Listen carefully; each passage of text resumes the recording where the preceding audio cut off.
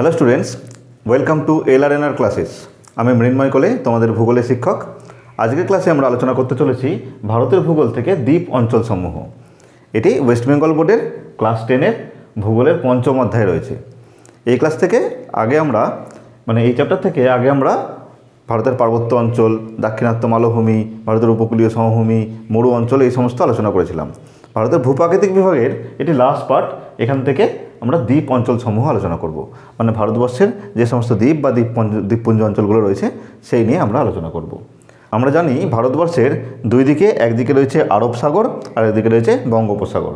তাহলে আরব সাগরে কিছু দ্বীপ রয়েছে এবং বঙ্গোপসাগরে কিছু দ্বীপ বা দ্বীপপুঞ্জ রয়েছে। সেই জন্য আমরা এই অবস্থান অনুসারে দ্বীপ অঞ্চলকে, ভারতের যে দ্বীপ অঞ্চল রয়েছে তাকে দুটো ভাগে ভাগ করা হয়। একটা হচ্ছে বঙ্গোপসাগরের দ্বীপপুঞ্জ আর একটা হচ্ছে আরব সাগরের দ্বীপপুঞ্জ। এবার বঙ্গোপসাগরের দ্বীপপুঞ্জ এবং আরব সাগরের যে দ্বীপপুঞ্জগুলো রয়েছে, দ্বীপ বা দ্বীপপুঞ্জগুলো রয়েছে, সেইগুলোর কয়েকটি বৈশিষ্ট্য, ভূপ্রাকৃতিক বৈচিত্র্য বা ভূপ্রাকৃতিক বৈশিষ্ট্য আমরা আলোচনা করব পরপর। প্রথমে আমরা আলোচনা করব বঙ্গোপসাগরের দ্বীপপুঞ্জ সম্পর্কে। এবার বোর্ডের দিকে তাকাও, দেখো লেখা আছে বঙ্গোপসাগরের আন্দামান ও নিকোবর দ্বীপপুঞ্জ প্রধান। বঙ্গোপসাগরের যে দ্বীপপুঞ্জগুলো রয়েছে তার মধ্যে আন্দামান এবং নিকোবর যে দ্বীপপুঞ্জটা রয়েছে সেটা হচ্ছে সবচেয়ে বড় এবং সবচেয়ে প্রধান দ্বীপপুঞ্জ বলা হয় তাকে। ছোট বড় 265টি, এই যে কথাটি মাথায় রাখবে, 265টি বড় ছোট বড় দ্বীপ নিয়ে এই দ্বীপপুঞ্জ গঠিত হয়েছে। এটা দুবার লেখা হয়ে গেছে যে 265টি ছোট বড় দ্বীপ নিয়ে এই দ্বীপপুঞ্জটি গঠিত হয়েছে। তাহলে আমরা আন্দামান নিকোবর দ্বীপপুঞ্জ ম্যাপের মধ্যে দেখি ছোট্ট একটু অংশ, কিন্তু এখানে কিন্তু কতগুলো দ্বীপ আছে? 265টি দ্বীপ আছে। 265টি দ্বীপ নিয়ে আন্দামান ও নিকোবর দ্বীপপুঞ্জ গঠিত হয়েছে।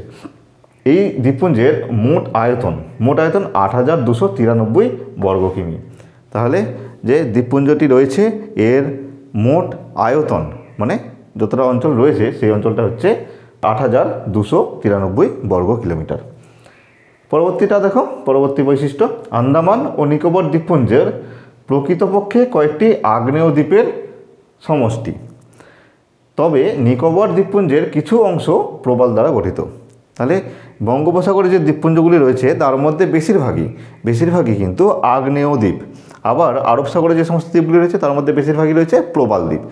এই যে আন্দামান নিকোবর দ্বীপপুঞ্জ রয়েছে তার মধ্যেও কিন্তু বেশিরভাগ দ্বীপ হচ্ছে আগ্নেয় দ্বীপ, আগ্নেয়গিরির অগ্নুৎপাতের ফলে সৃষ্টি হয়েছে। তাছাড়াও নিকোবর দ্বীপপুঞ্জে কিন্তু কিছু প্রবাল দ্বীপও রয়েছে। এবার যে আগ্নেয় দ্বীপগুলি রয়েছে তার মধ্যে ব্যারেন, নারকন্ডাম এগুলো কিন্তু উল্লেখযোগ্য। এরপর দেখো কী আছে, বড় আন্দামান, তারপরে হচ্ছে মধ্য আন্দামান, তারপরে দক্ষিণ আন্দামান, ছোট আন্দামান ও নিকোবর দ্বীপপুঞ্জ নিয়ে এই দ্বীপাঞ্চল গঠিত। এই যে দ্বীপাঞ্চলটা আছে আন্দামান ও নিকোবর দ্বীপপুঞ্জ, এই দ্বীপপুঞ্জকে কিন্তু বেশ কয়েকটি অঞ্চলে ভাগ করা হয়েছে।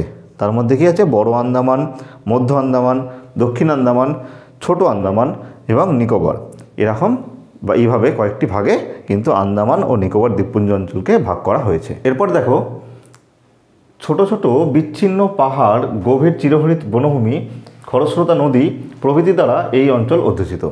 আন্দামান নিকোবর দ্বীপপুঞ্জ বা বঙ্গোপসাগরীয় দ্বীপপুঞ্জ অঞ্চলে কি রয়েছে? গভীর চিরহরিত বনভূমি, ছোট ছোট বিচ্ছিন্ন পাহাড় আর খরস্রোতা নদী, এই রকম একটা পরিবেশ আন্দামান নিকোবর দ্বীপপুঞ্জে রয়েছে।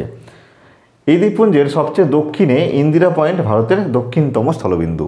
আমরা আগেই জানি যে আন্দামান নিকোবর দ্বীপপুঞ্জের একদম দক্ষিণতম বিন্দুর নাম হচ্ছে ইন্দিরা পয়েন্ট বা পিগমেলিয়ান পয়েন্ট। কি বললাম? একদম সবচেয়ে দক্ষিণে, দেখো ম্যাপের দিকে দেখো, একদম সবচেয়ে দক্ষিণে আন্দামান নিকোবর দ্বীপপুঞ্জের সবচেয়ে শেষ সীমা, সেই দক্ষিণতম বিন্দুর নাম হচ্ছে ইন্দিরা পয়েন্ট বা পিগমেলিয়ান পয়েন্ট। বোঝা গেল?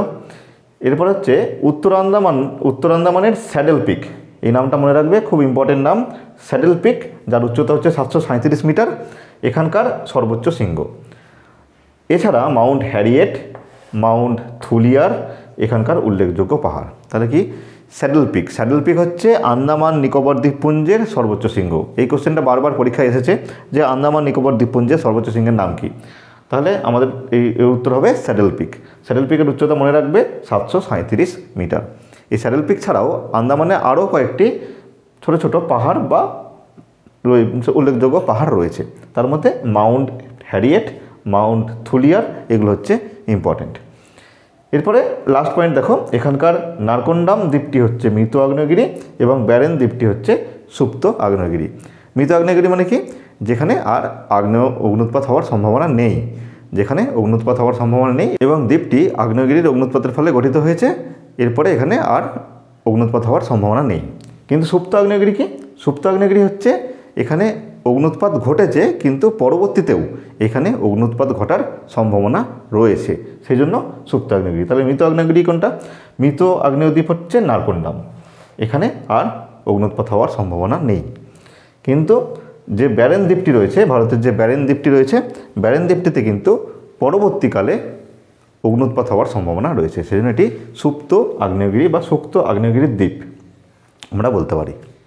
এরপর আমরা আলোচনা করব এর পরবর্তী অংশ আরব সাগরের দ্বীপপুঞ্জ সমূহ নিয়ে। তাহলে আরব সাগরের দ্বীপপুঞ্জগুলো নিয়ে আলোচনা করি। আরব সাগরের দ্বীপপুঞ্জগুলো দেখো, এই যে এটা হচ্ছে আরব সাগর, ভারতের পশ্চিম দিকে রয়েছে আরব সাগর। এখানে যে সমস্ত দ্বীপপুঞ্জগুলো রয়েছে সেগুলোকেই আরব সাগরীয় দ্বীপপুঞ্জ বলা হয়। এবার আরব সাগরীয় দ্বীপপুঞ্জগুলোর বৈশিষ্ট্য সম্পর্কে আমরা জানব। লাক্ষাদ্বীপ বা লক্ষদ্বীপ দ্বীপপুঞ্জ এখানকার প্রধান দ্বীপপুঞ্জ। তাহলে লাক্ষাদ্বীপ বা লক্ষদ্বীপ দ্বীপপুঞ্জ হচ্ছে এখানকার প্রধান দ্বীপপুঞ্জ। লাক্ষা, আমনদীঘি, মিনিকয় প্রভৃতি 36টি দ্বীপের সমন্বয়ে এই দ্বীপপুঞ্জ গঠিত।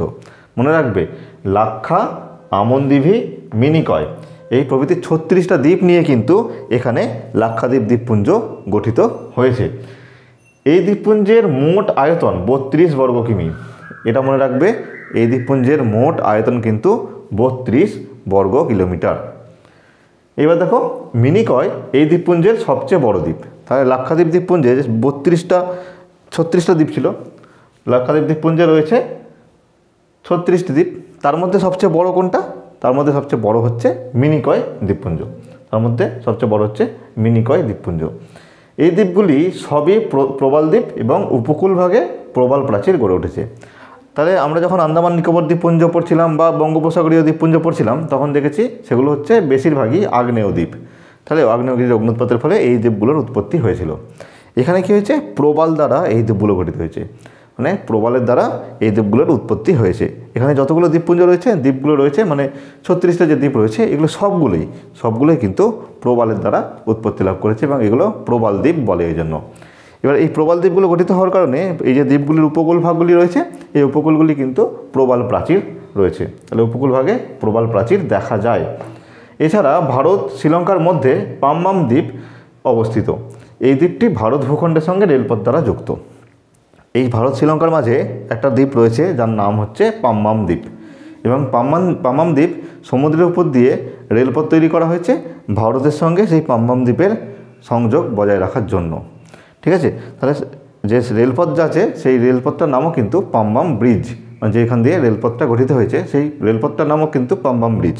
এই পাম্বাম দ্বীপ পাম্বাম ব্রিজ দ্বারা ভারত ভূখণ্ডের সঙ্গে যুক্ত হয়েছে এবং এখানে রেলপথ দ্বারা যুক্ত হয়েছে। তাহলে আমরা দ্বীপ অঞ্চল সম্পর্কে জানলাম। আজকের ক্লাস থেকে আমরা ভারতের দ্বীপ অঞ্চল সম্পর্কে জানলাম, বঙ্গোপসাগরের দ্বীপগুলো সম্পর্কে জানলাম, আরব সাগরের দ্বীপ সম্পর্কে আমরা জানলাম এবং তাদের বৈশিষ্ট্য সম্পর্কে জানলাম। এই ক্লাস থেকে নোটস, এমসিকিউ বা অন্যান্য বিস্তারিত তথ্য পেতে হলে তোমরা আমাদের app LRNR Google play store থেকে ডাউনলোড করো এবং ব্যবহার করো।